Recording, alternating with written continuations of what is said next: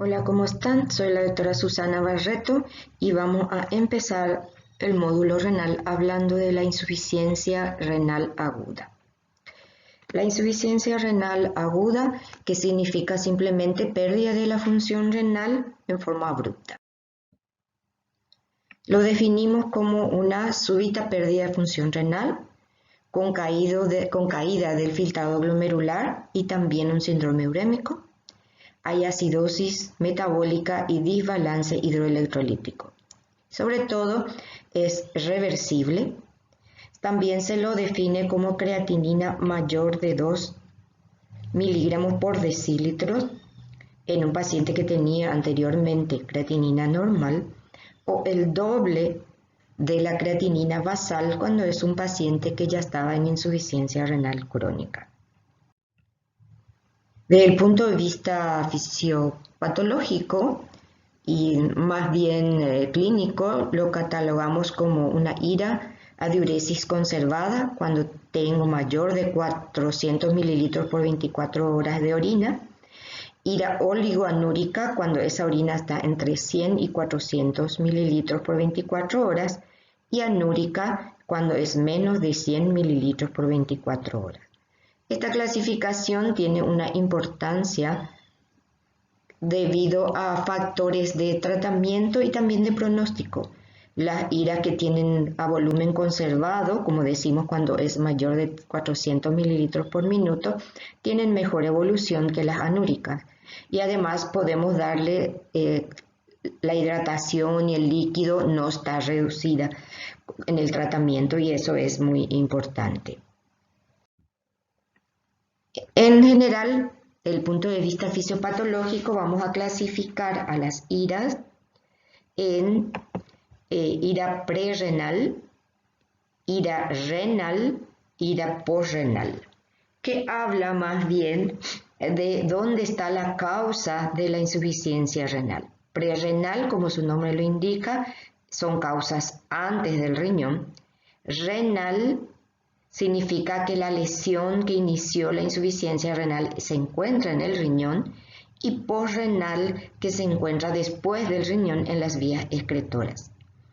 La renal puede ser a su vez necrosis tubular aguda, cuando hay una necrosis de los túbulos renales, puede ser vascular cuando hay una obstrucción de los vasos sanguíneos, intersticial cuando hay una inflamación túbulo y intersticio, y glomerular cuando la causa se encuentra en el glomérulo, que son las glomerulonefritis agudas.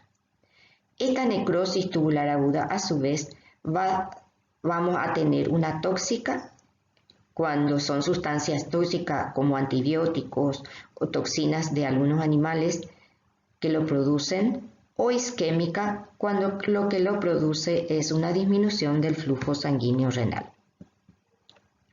Entonces, prerrenal, posrenal y renal. Y la necrosis tubular aguda puede ser vascular, intersticial o glomerular. Nosotros vamos a insistir en la necrosis tubular aguda porque es la causa más frecuente de insuficiencia renal aguda. Como dijimos, tóxica e isquémica. Prerrenal. La disminución de la presión de filtración o perfusión renal es lo que ocurre.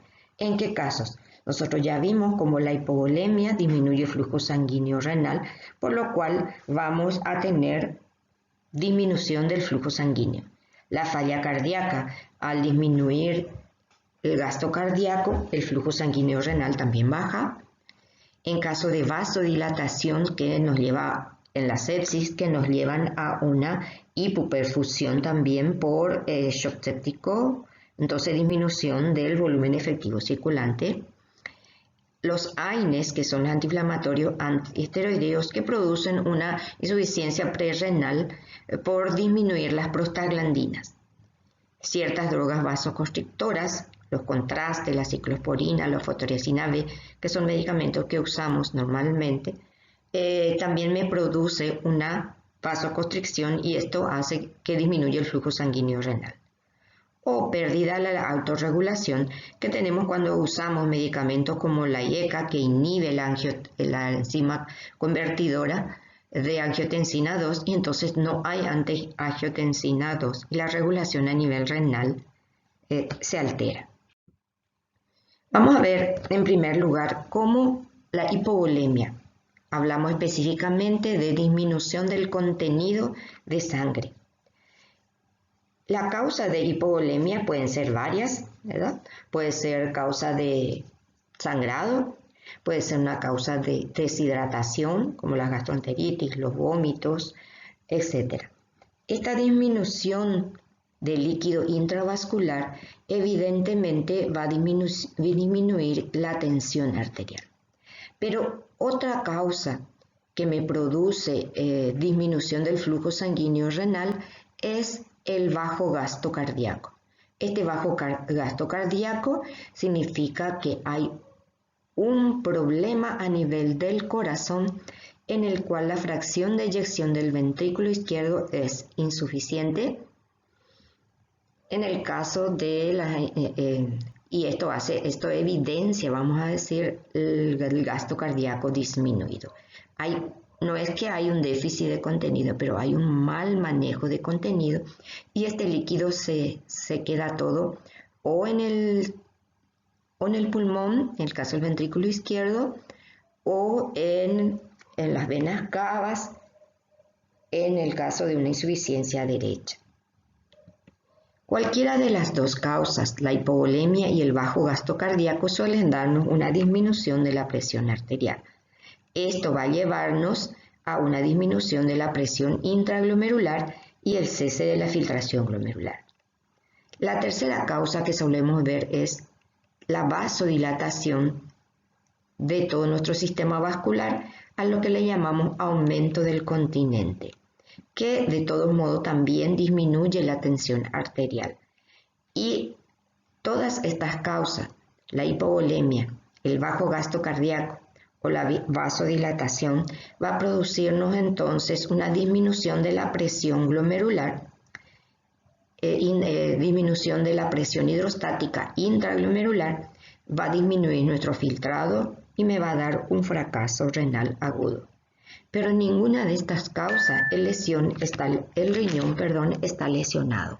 Aquí tiene la causa es la disminución del flujo sanguíneo renal. Otras causas que me van a dar a mí insuficiencia renal aguda prerrenal es la vasoconstricción renal, preferentemente de la arteriola aferente, que me va a dar una disminución del flujo glomerular, una caída de la presión hidrostática y una disminución también del filtrado glomerular. Llamamos pérdida de la autorregulación, la regulación de la arteriola aferente y la eferente, que ustedes saben, el juego de estas dos arteriolas mantienen nuestro filtrado glomerular. La prostaglandina actúa más sobre la arteriola aferente. Entonces produce, cuando está una regulación y hay vasodilatación de la aferente y el flujo sanguíneo puede aumentar, en este caso.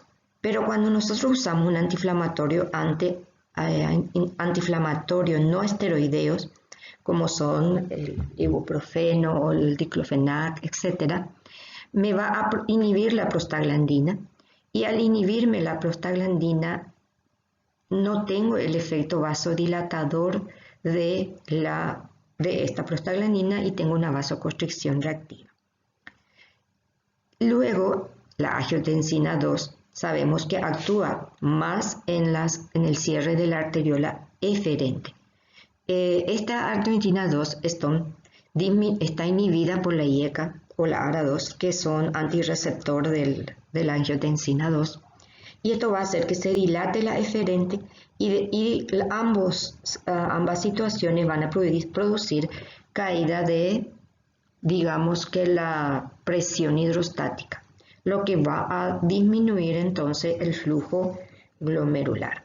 Entonces, esta pérdida de autorregulación la vemos cuando el paciente está tomando antiinflamatorios o inhibidores del IECA o los ARA2. Esto va entonces a disminuir el flujo sanguíneo renal con caída de la presión hidrostática, con cese de filtración y un fracaso renal agudo.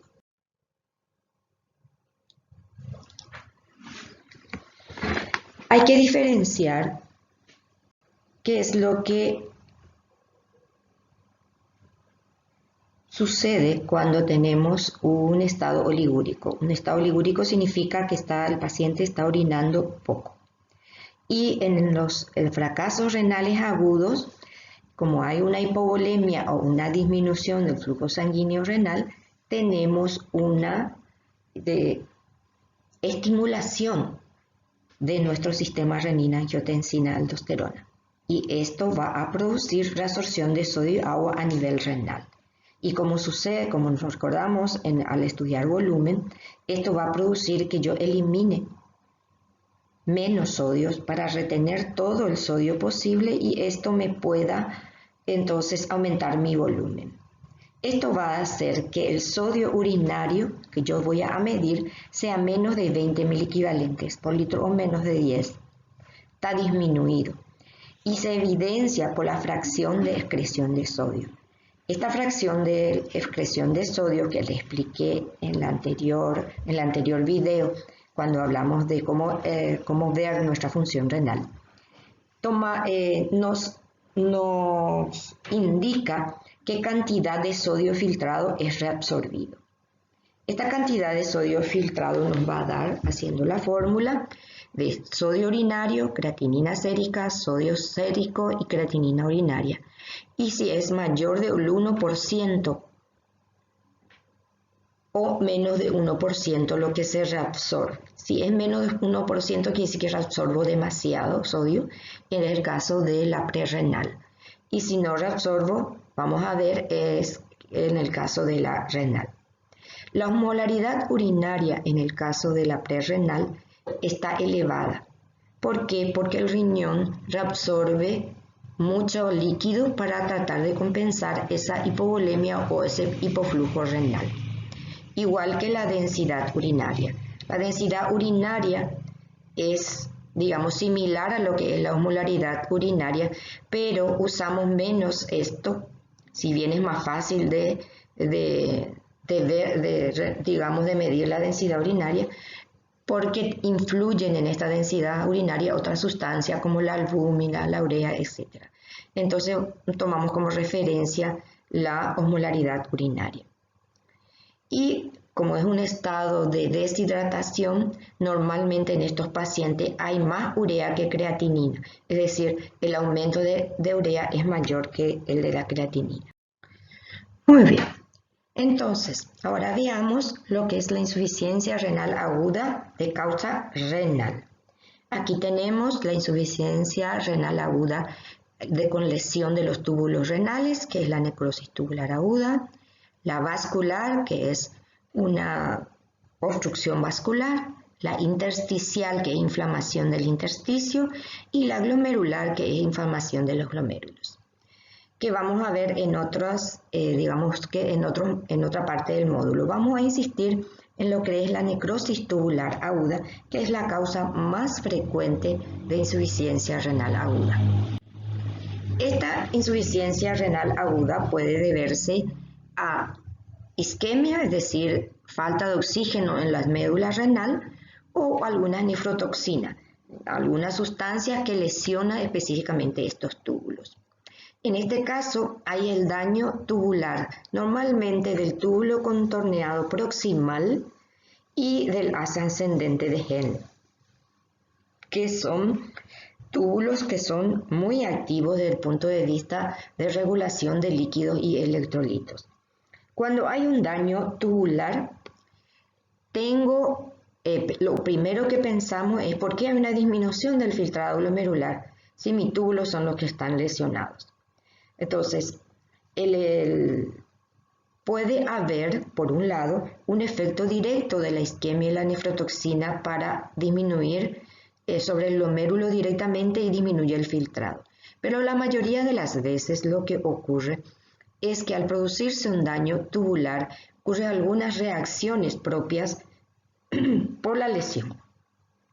Por un lado, hay una inflamación intersticial y que hay una disminución del flujo, el flujo en el fluido tubular, ¿verdad? Por otro lado, como hay necrosis celular, hay obstrucción por cilindros dentro de los túbulos renales. Esto va a aumentar la presión intratubular y no vamos a tener digamos que el fluido se queda estancado dentro de los túbulos. Y en ese entonces se produce fuga tubular. Las células tubulares están necrosadas, lo que hace que el líquido intratubular vaya al intersticio.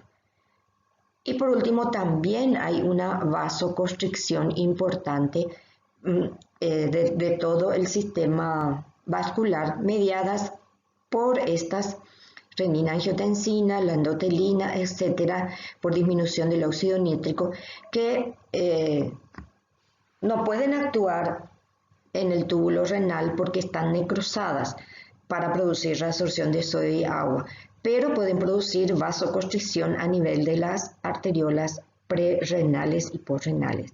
Y todo esto va a hacer que disminuya entonces el filtrado glomerular. Entonces tengo un daño tubular y por todos estos mecanismos yo tengo una disminución de mi filtrado glomerular.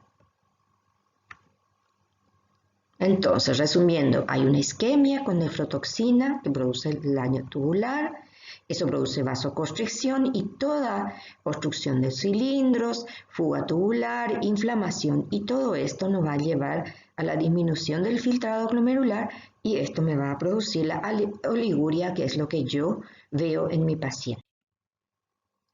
En esta necrosis tubular aguda, ya sea oligúrica o no, tengo un sodio urinario aumentado, mayor de 40 miliequivalentes por litro. ¿Por qué está aumentado? Porque mis células tubulares están necrosadas y aunque exista el riñón ya no puede reabsorber sodio y agua. No puede reabsorber porque las células están necrosadas y entonces se eliminan.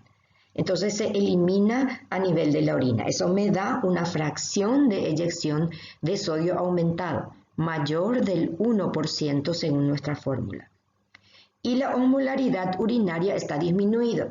Por la misma razón, los túbulos lesionados me impiden concentrar la orina. Y la densidad urinaria también. Entonces, nosotros tenemos estos índices llamados índices urinarios para diferenciar una insuficiencia renal prerrenal de una renal. Es muy importante porque con el tratamiento de la prerrenal es darle líquidos o ir a la causa que lo produjo, y en cambio en la renal el tratamiento ya es un mantenimiento o reemplazo de la función renal, que es la diálisis. Entonces en una prerrenal mi osmolaridad está aumentada, la relación urea-creatinina está aumentada porque hay más urea urinaria que plasmática. Esto no usamos mucho, pero está dentro de los índices y se lo cita. Lo mismo que la relación creatinina urinaria, creatinina plasmática. Vamos a utilizar sobre todo lo que es la osmolaridad. Entonces en la prerrenal está aumentada porque mis túbulos funcionan y hay una reabsorción de sodio y también reabsorción de agua por la ADH a nivel del túbulo y me da concentración urinaria. En la prerrenal entonces está disminuida porque mis túbulos dañados no pueden concentrar la orina. El sodio urinario en la prerrenal va a estar disminuida. ¿Por qué? Porque el riñón reabsorbe todo el sodio y agua que puede para absorber el sodio y arrastra el agua para tratar de compensar el volumen. Quiere decir que mis túbulos funcionan y que la angiotensina 2 y la aldosterona y todos los sistemas que se ponen en funcionamiento cuando yo tengo una disminución de volumen están actuando y pueden actuar porque el riñón está funcionando. En cambio, cuando ya hay insuficiencia renal aguda renal, estamos hablando de necrosis tubular aguda, la pérdida de sodio va a ser masiva porque estos túbulos no pueden ya reabsorber el sodio. Y la fracción de excreción de sodio va concomitantemente con el sodio en orina. O sea, la fracción de excreción de sodio en la prerrenal es de menos de 1%, porque esto me va el riñón reabsorbe todo el sodio que puede, y acá en la renal, como los túbulos están lesionados, elimina todo el sodio y no se reabsorbe nada. Entonces, la osmolaridad, el sodio en orina y su fracción de excreción nos ayudan a diferenciar una prerrenal de la renal. Todo esto puede suceder porque ustedes saben que los túbulos renales a sus diferentes niveles, vamos a decir, tienen una importancia en lo que es la conservación del medio interno. Cuando mis túbulos renales funcionan, voy a reabsorber el sodio, voy a reabsorber del agua y no va a haber ningún problema de concentrar mi orina a nivel del túbulo colector, como normalmente ocurre.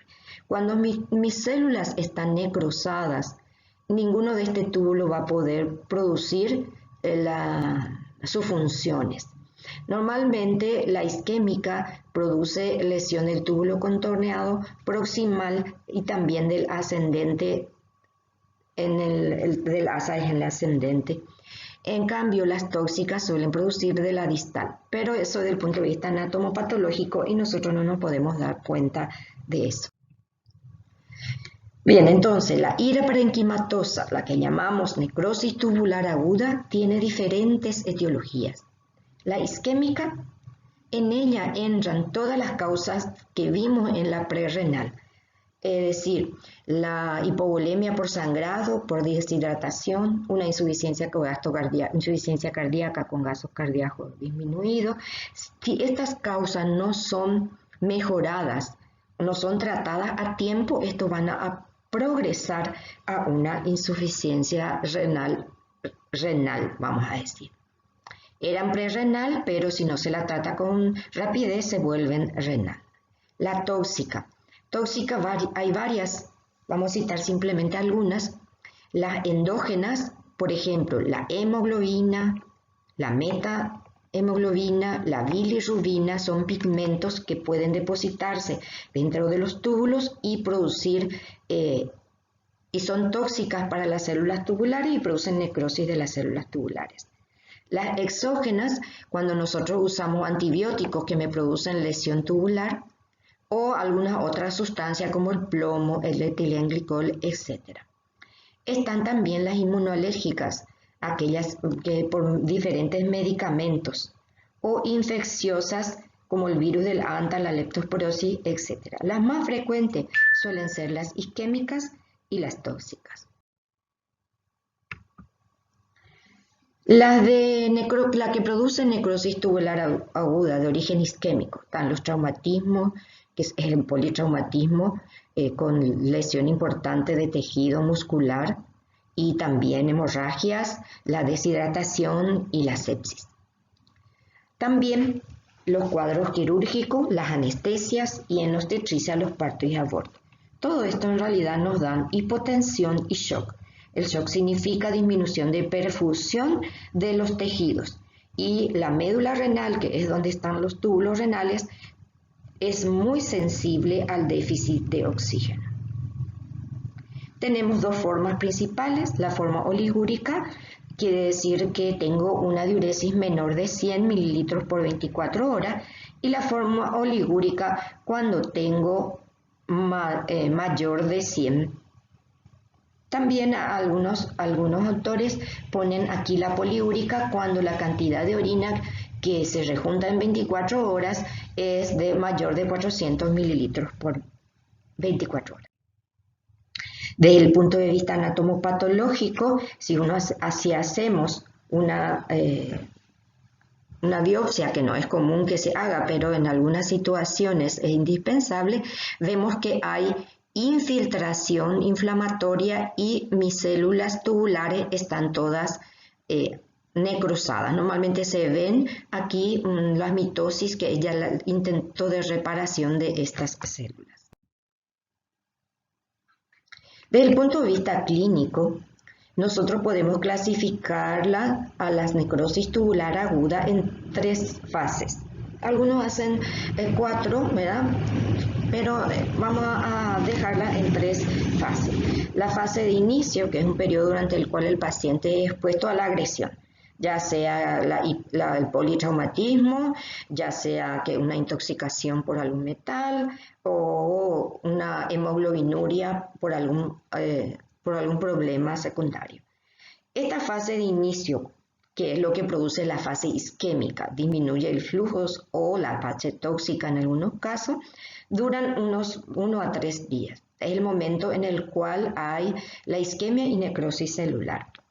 Luego hay una fase de mantenimiento durante el cual ya se establece netamente la lesión parenquimatosa con necrosis de la célula y es aquí donde el filtrado glomerular cae y se mantiene normalmente entre 5 a 10 mililitros, muy bajo, a veces es 0.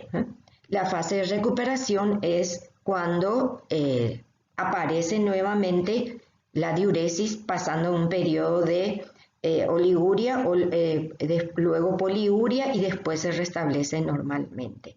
La fase de recuperación puede recuperarse la diuresis, pero no la función renal.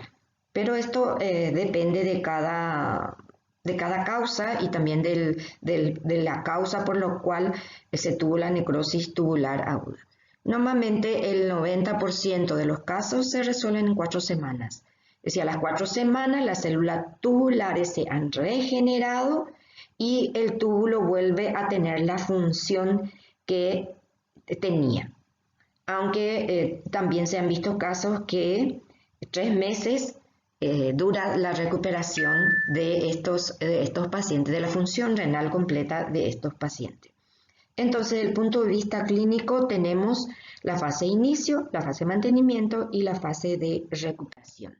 Si vamos a relacionar esto a las lesiones de las células, podemos ver, por ejemplo, una hemorragia. Una hemorragia me produce una hipovolemia y en los primeros estadios solamente tengo isquemia de mis células tubulares, pero si yo lo recupero totalmente, tengo una insuficiencia renal prerrenal, eso se recupera y no hay problema. Ahora, si esa hipotensión que me sigue estando y no tengo recuperación del flujo sanguíneo renal, ahí voy a tener una lesión de las células ya, ¿no? Que es cuando está iniciando, en el cual va a empezar a eliminarse, primero hay una alteración de la función renal, es decir, la función de las células tubulares, y luego empiezan a necrosarse. Entonces ahí por un mecanismo de hipoxia a nivel de las células tubulares. Y como vimos que hay obstrucción intratubular, inflamación dentro del intersticio y también hay a veces alteraciones de coagulación intravascular dentro del intersticio renal. Entonces eso hace que perpetúe, que empeore la necrosis y que haya entonces una extensión, le dicen algunos, de las necrosis tubulares. Y luego hay un mantenimiento, que es la etapa en que no hay todavía recuperación, pero las células tubulares empiezan a proliferar, empiezan a migrar y proliferar y se están recuperando, aunque sin función todavía. Y la etapa de reparación en la cual todas las células se han rediferenciado y también están ya funcionalmente activas.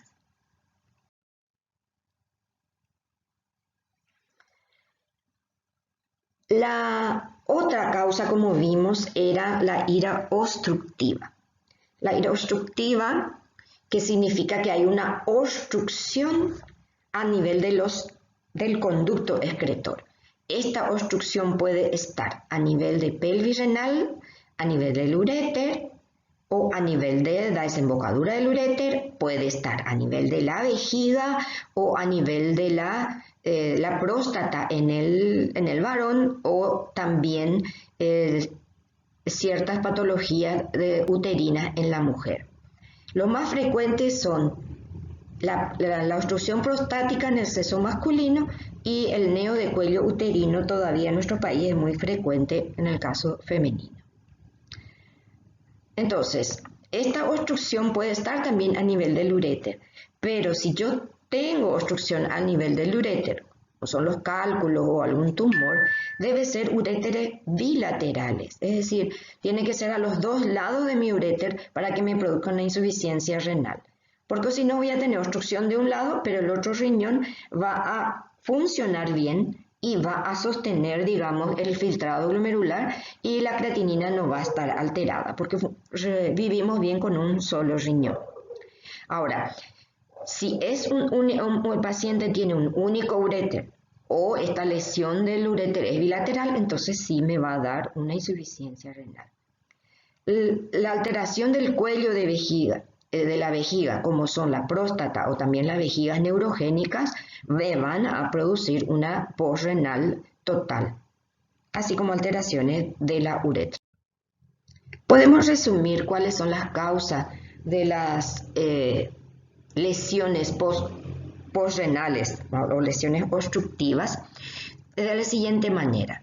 Extrínseca, es decir, hay algo que está obstruyendo pero no tiene nada que ver con el uréter. Es un traumatismo, puede ser un traumatismo renal de la zona lumbar, puede ser un tumor que esté comprimiendo el uréter o la vejiga, puede haber una infección o una inflamación, una hemorragia o fibrosis la fibrosis retroperitoneal que de causa no muy bien conocida que me puede ocasionar entonces obstrucción de los ambos uréteres. Puede ser intramural, que quiere decir que el uréter o el uréter o a nivel de vejiga tengo unas células neoplasia, un tumor neoplásico, puede haber fibrosis, inflamación o infección. O intraluminal cuando está dentro del uréter, que son los cálculos, coágulos, etcétera, etcétera. Entonces, desde el punto de vista fisiopatológico, podemos reconocer dos clases, fase A y fase B de esta obstrucción, que tiene que ver, aquí vemos la línea azul, viene a ser la presión tubular ureteral, el rojo es el flujo sanguíneo renal y esto que vemos aquí es la tasa de filtración glomerular. En un primer momento, el flujo sanguíneo renal está aumentado. Es cuando vemos que la presión intratubular y ureteral aumentan mucho para tratar de eliminar esa obstrucción normalmente, pero en la fase 2, con el correr del tiempo y si esta obstrucción no se elimina, vamos a decir, esta presión intratubular va disminuyendo, el flujo sanguíneo renal también, y como ven, mi tasa de filtrado glomerular va disminuyendo. Y ahí tenemos una disminución de mi filtrado glomerular y en los casos obstructivos totales tenemos anuria total. Entonces, en la fase A, ¿qué ocurre? Primero, un aumento de presión intraluminal, que es a donde se produjo ya la primera fase de la obstrucción, y hay un aumento de peristalsis para tratar de eliminar esa obstrucción. El flujo sanguíneo renal, hay una vasodilatación, digamos que por la prostaciclina, prostaglandina E2, y en la tasa de filtrado glomerular hay un aumento de presión intratubular. ¿Por qué? Porque el riñón sigue filtrando, pero como no puede eliminarse la orina, esto va a aumentar la presión intratubular al inicio sin disminuir la tasa de filtrado, pero cuando llegamos a la fase 2, la peristalsis ya está alterada, o sea que como no puede vencer la obstrucción, ya la peristalsis no aumenta, no existe más, o se cansa, vamos a decir, y empieza a dilatarse el túbulo y el uréter. Hay una dilatación porque sin tanta peristalsis en algún lugar tiene que acumularse esa cantidad de líquido que se está produciendo y que no puede eliminarse. Y al mismo tiempo hay una vasoconstricción, la angiotensina 2 y el tromboxano A2 produce una vasoconstricción que disminuye más el flujo sanguíneo renal. Y la tasa de filtración glomerular va disminuida si la obstrucción es continua. Es decir, ya no se va a producir filtrado. Esa es la fase en que hay anuria total.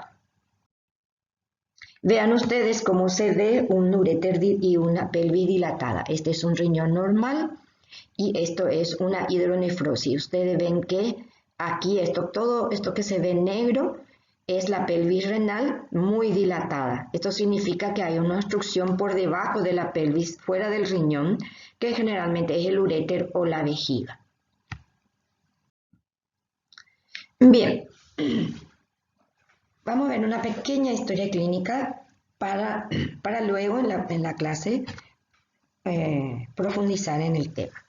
Esta es una mujer de 58 años que presenta náusea y vómito desde hace 48 horas y luego se presenta una diarrea acuosa. Tenemos una gastroenteritis entonces aguda, porque son 48 horas. Está con mareo e hipotensión arterial, refiere que no orina en las últimas 12 horas. Es decir, tengo hipotensión, que es ya hipovolemia, y oliguria o anuria. En el laboratorio yo tengo una sangre de 135, el potasio de 3, la creatinina de 2, la orina con una densidad 1020, el sodio de 15 y la creatinina de 35, lo que me va a ayudar a mí a hacer la fracción de excreción. Entonces, lo primero que tenemos que hacer nosotros es ver si es una insuficiencia renal aguda prerrenal, una renal, y cuál es la etiología de la insuficiencia renal. Son 3 preguntas que hay que responder. Ahora, ¿es una insuficiencia prerrenal o renal? Para eso nos va a servir la eliminación de sodio y la fracción de excreción de sodio. Aquí vemos la prerrenal, esa fracción de excreción me dio 0,002, o sea, está muy disminuida, es menor del 1%. El sodio urinario también está disminuida y la densidad urinaria está aumentada. Entonces, ahí dice disminuida, pero es un error, está aumentada. La etiología entonces es una gastroenteritis aguda que produjo deshidratación. Y el sedimento urinario está normal, o sea que no hay otra patología renal. Entonces tenemos una hipoperfusión renal con activación del sistema renina, angiotensina, aldosterona, que me va a producir reabsorción de sodio y agua con oliguria, y esto es la causa de la disminución entonces de diuresis y de un ligero aumento de la creatinina plasmática. Bien, por ahora es todo, nos veremos en la clase síncrona.